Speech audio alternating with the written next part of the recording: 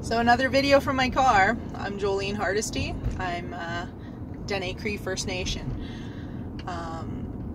So I want to share with you some gifts here. I'm a speaker in my own right, and I do all my greatest thinking in the car. So it might be a little bit shaky, and you might hear the tick-tock of the blinker going on. But what I want to share with you is something that I've actually been discussing with a few of my friends, because I've had some major insights in my growth, my spiritual growth, and I'm a personal developer, so I will develop myself each and every day, and I never stray from that, and I continue to do it because I love who I'm becoming, and I love that it is so fulfilling to find out who I am. You know, there was a time in my life where I felt like I was struggling, where I felt worthless, where I didn't feel my value, where I struggled to exist in my world because I was so unhappy and so hurt. I'm also a mother of 4, so having 4 children has taught me a lot. They are my greatest teachers in my life. But also it helps me understand my mother, because I have such a mother complex. And it's not the fact that my mother wasn't amazing, because she was. It's not the fact that she, you know, just was a shitty parent. She did some shitty things, I'm not gonna lie, you know, and she said some things to genuinely hurt me. And for a long time, I held on to that with such resentment and such anger. So that's actually what I'm going to come to talk to you about today, is that we're going to talk about family dynamics, and we're going to talk about how I was able to let go of that, and how I was able to move forward in a healthy way, and how these resolutions kind of came to me just out of the blue. Not out of the blue, I shouldn't say that, because I am guided. I'm guided spiritually, and we all are, you know. A lot of people call it Native American spirituality or First Nation spirituality, but the fact is that we are spiritual beings before we're human, and our people always knew that. And so when we came into this world, our people, because we knew that we are spiritual first before we're religious or anything else, we made sure that we fostered that within our families. And my mom did an amazing job at that. While she was doing an amazing job at that, there was still some questions that she could not quite answer for me. And I always looked at her as this some great mystical woman where I'm like, wow, she's a keeper of medicine, you know, wow, she's all these things, and she's strong in her language and her culture, and she's a strong Indigenous woman. She doesn't drink, she doesn't, you know, she took us out of that toxic environment that she grew up in, and she made sure that she made the changes for us, okay? And so when I was growing up, I looked at all that and I thought my mom knew everything. Now let's fast forward a few years. I became a parent. I became a parent of 4 beautiful kids. When I was a parent of 3 of those beautiful kids, me and my mom ran into some conflict, and one of the conflict was because I was hurting. I was sexually abused as a child, and I actually came out with that truth. When I came out with that truth, I expected some sort of consoling. I expected, I don't know, just something with her. And she did give me that in little ways, in little conversations. But it didn't happen initially when I first told her. And I couldn't understand her. I was like, what is going on here? Like, why? Like, I just told you my deepest, darkest secret, and you could not see... You could not see that for what it's worth and give me what I needed. Mind you, I wasn't asking for what I needed, and I didn't know what I needed. All I knew was that it hurt, and it was coming out, and it hurt some more. And I couldn't figure out what that was for me. And I looked for my mom, because my mom is my only source of validation, you know, where I'm growing, and she's taught me so much about myself and about spirituality. But there was also things that she didn't teach me, and she couldn't. So I kept looking to her like, validate this, and she could not do it. And I was like, wow, you know, but then I'm watching her with my siblings, with my family, with my aunties that don't like me. And, you know, she's giving all this validation everywhere else, and she's like, oh, look at them. And now I'm looking at her with resentment because I'm like, I fucking hate this. You know, like, I can't stand this. Like, what am I? Chopped liver? Like, I don't get it. And I didn't get it. And I wouldn't get it because I had to grow through it. And so my spirit had guided me. And so this comes to this part of the story now where I'm a mother of 4 kids.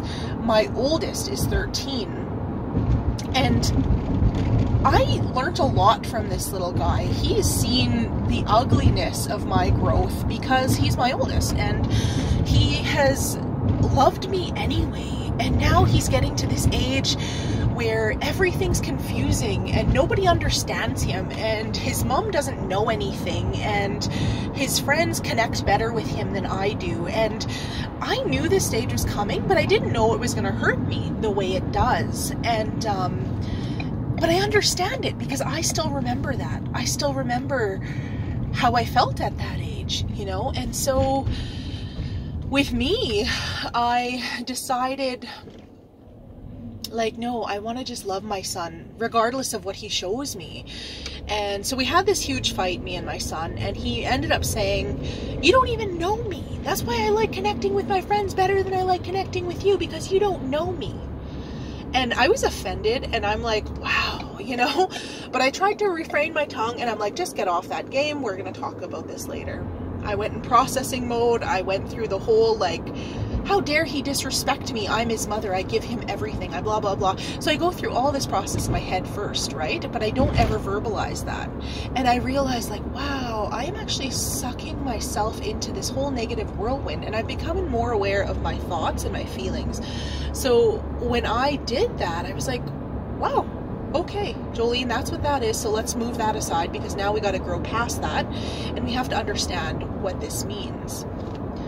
So now we had decided, well, I decided myself, like, no, regardless of what he does, I need him to grow, have his little meltdown, but at the end of the day, I need to pick him back up and understand, like, no, I love you, my son, and you're gonna grow, and this age is confusing, and you're right, I don't know you. That's the truth, because I don't know him.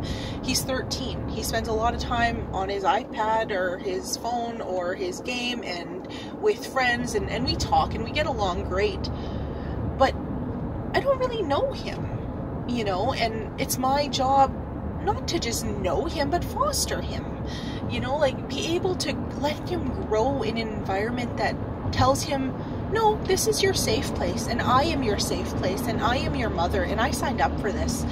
And so while I'm getting shit on by him, I had to understand, like, there's nothing that he can do really to make me upset, that upset where I'm like, get out, I don't want to ever see you again, because I'm not hurting, because I love him, because I want him to understand that we are the safe place, that we have to do that for him as parents, and we love him through it, even though sometimes those growth patterns don't make us feel good, because it doesn't, you know. And then now this happened that night before. This whole process of thinking and understanding happened the next morning and through the night, where I was like, wow, you know. And then I thought of my own mom. And then I thought of me, and I thought of how I grew up, and how spiritual I'm becoming, but also the fact that I know who I am now, and I know who I am from multiple sources. It's not just from my mom, and it wasn't her job to have me know myself. I mean, she helped me foster that in little bits and parts of what she did, but she also existed in my world, in her own world, and she had to exist in her own growth. And I can only imagine how hard that was for her. She is a residential school survivor. She is from a family of dysfunction. She is from a generation where family comes first, regardless of how they treat you. They can disrespect you, but at the end of the day, blood is thicker than water, so we are going to keep that, and we are going to understand that that was just a moment, and whatever, we're going to continue to move forward, and it's not a big deal, which is such a nice lesson. But at the same time, it promotes dysfunction. And when I was growing up and coming into my own family, I realized all the dysfunction, and I'm like, wow, now. I don't like that. I actually don't like the way I feel around certain people.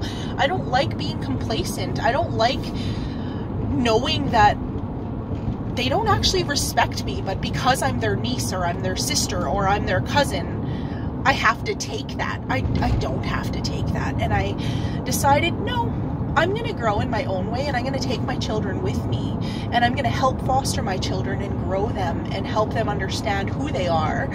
So I was like, okay, yeah.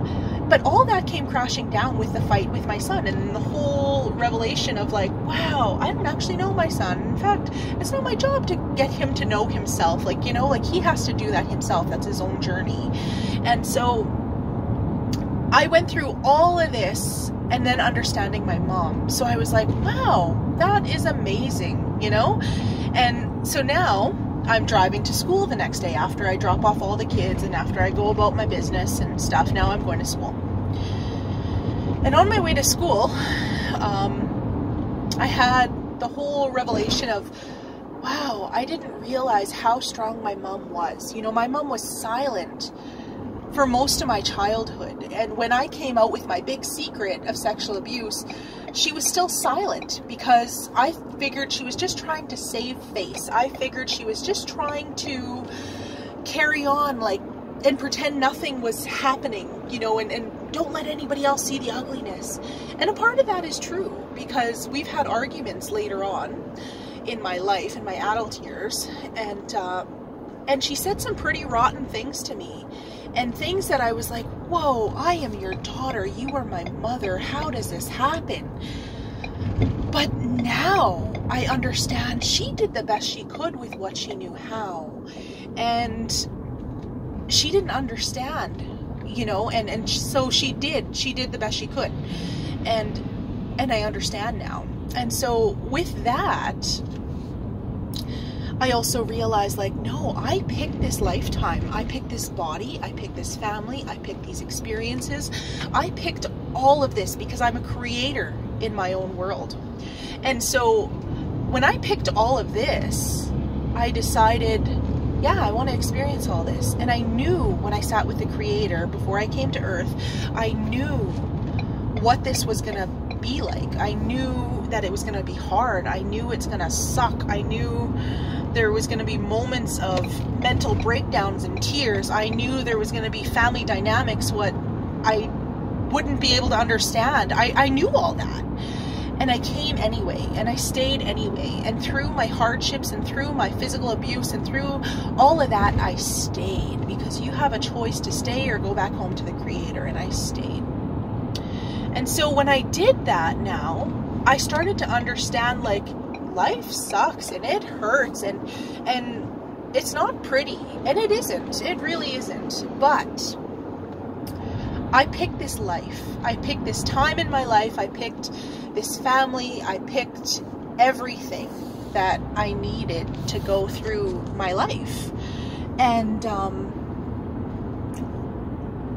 I also picked this time of development within the environment, like the internet, like, you know, like that has been a major help for me. And then I look at my mom and I realize, wow, you know, my mom didn't have the internet. She had an encyclopedia. She was born in a time where they were trying to kill, like still trying to kill the Indian in them because it was a government mandate. You know, she grew up with dysfunction, with family who chose alcohol to cope with the hardships of life, because during that time she had lost many siblings.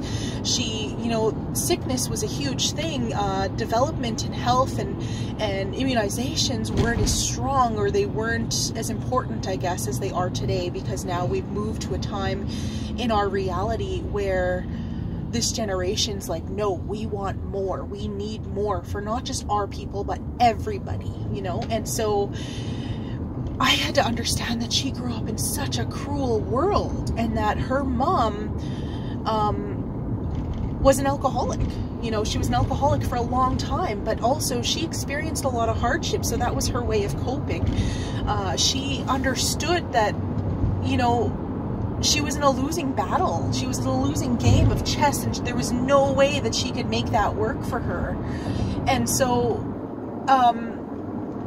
it was meant to break her, because the government mandate of that time was meant to do that. And when my mom went to school, growing up with a dysfunction and just everything, and then going into residential school where she was also, you know, verbally, sexually, and mentally abused, and then she had to find a way out of that. And then she grew up, and she met my dad, and then they had kids, and then my dad wasn't the brightest guy in the planet, you know, because he was also growing. He was also experiencing these hardships and trying to work through them. So he made my mom live through a living hell. Well, my mom had 5 children from him, and then she did the best she could with what she knew how, because she's trying to navigate through that and understand, like, wow, you know, people suck because they do, and life sucks because it does, and then she had to learn how to raise these 5 kids without Google and without the help and the resources that I have today. And so she did the best she could with what she knew how at that time in her environment. And so now she has raised me, and I am going through my own self-discovery. So now I'm like, oh my God, you know, what is going on here, and why doesn't she get it, and what is wrong with her? You know, I went through all of those things, and I had to understand, like, no, there's nothing actually wrong with my mom. She did the best she could. So that was my big, like, aha moment yesterday, because I'm like, wow, she really did the best she could. And some of it was a little bit shitty, and sometimes her choices of words and the way she chose to verbalize and the way she chose to handle things probably could have been different. And she chose to do it the way she did it, and that's okay, because that incident or those things had helped shape me into who I am. And who I am now, I see that I've been through so much in my life, but I'm also able to come out on top. I'm also able to see myself with a higher vision of myself. And one of those biggest things that I started to understand was I was born in a generation that has the internet. I was born in a generation that has resources right at your fingertips. So when I'm learning and growing with myself personally, but also with my spiritual development, I have a resource. So I'm going to tell you a little story. All these resolutions were coming to me, and I'm like, wow, you know? And so I'm like, crazy. And now this song comes on, and this song's called A Mother's Love. And I just seen it on YouTube 1 or 2 times. The song comes on my playlist, now it's playing. And while it's playing, all those floods of emotions that I just talked about now were rushing to me. And I realized, wow, my mom is amazing, and there's nothing I can do to actually change my mother's love for me. That there was moments in my growth where I actually triggered my mom, and I realized I did it because I was young. I did it because I was naive. I did it because I was hurting and I wanted a reaction out of her. I did it because I was a shitty person at that time, and I was like, no, I'm hurting, so I'm going to hurt you too. And I realized all these things, and I'm like, you know, but regardless of what I did to my mom and how I treated her and the things I've also said to her, because I've said some pretty shitty things, she's not the only one to blame in this, she loves me anyway. And she's able to see me for who I am, and able to stand there and watch me grow.